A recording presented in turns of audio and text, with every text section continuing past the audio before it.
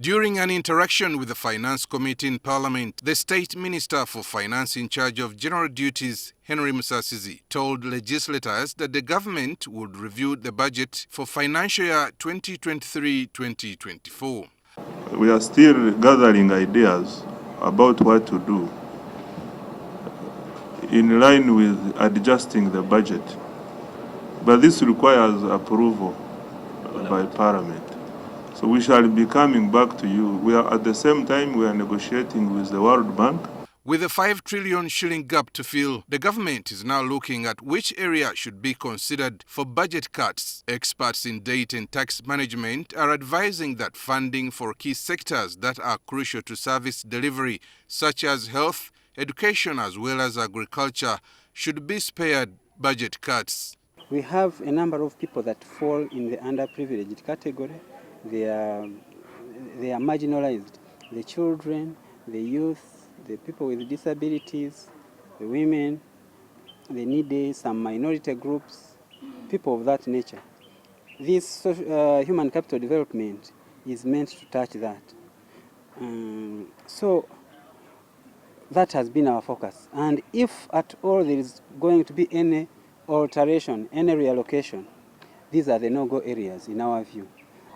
Anything to do with human capital development, education, health, social security, and now on my side and on the selfish side, and anything to do with ICT should, I think, be left alone, because I think that is where we get the things right. Gilbert Musinguzi, the Quality Assurance Manager at Uganda Date Network, says government should instead center the budget cuts in sectors that do not affect service delivery. These are areas where, for example, we find things like classified expenditure. And out of this classified expenditure, this is where, for example, the president sometimes moves around and in his generosity passes on money to some other people of his choice. It's not structured, so the announcement of the Minister of Finance would be welcome in the sense that we would come back to the drawing board together and say, let's be transparent now. You have always been using this money, yes, but instead of shrouding it there, and instead of these unplanned distributions of this money, let us sit down and distribute it better. We could start with Parliament also paying their fair share of tax.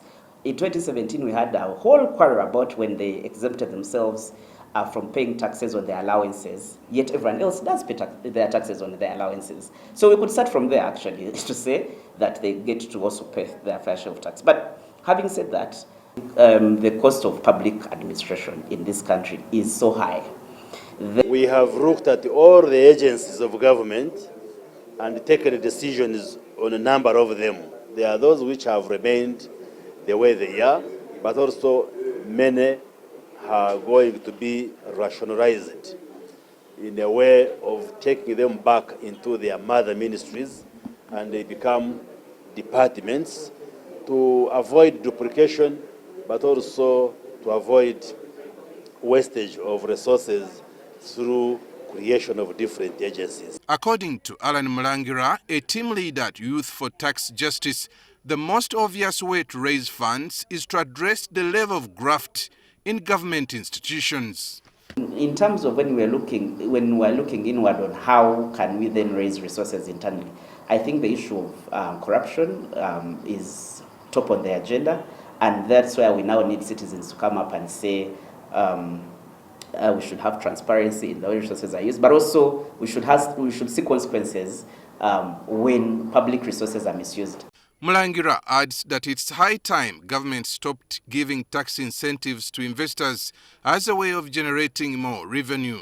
I think there is also great potential when we revise who are we making pay tax, who are we letting not pay tax.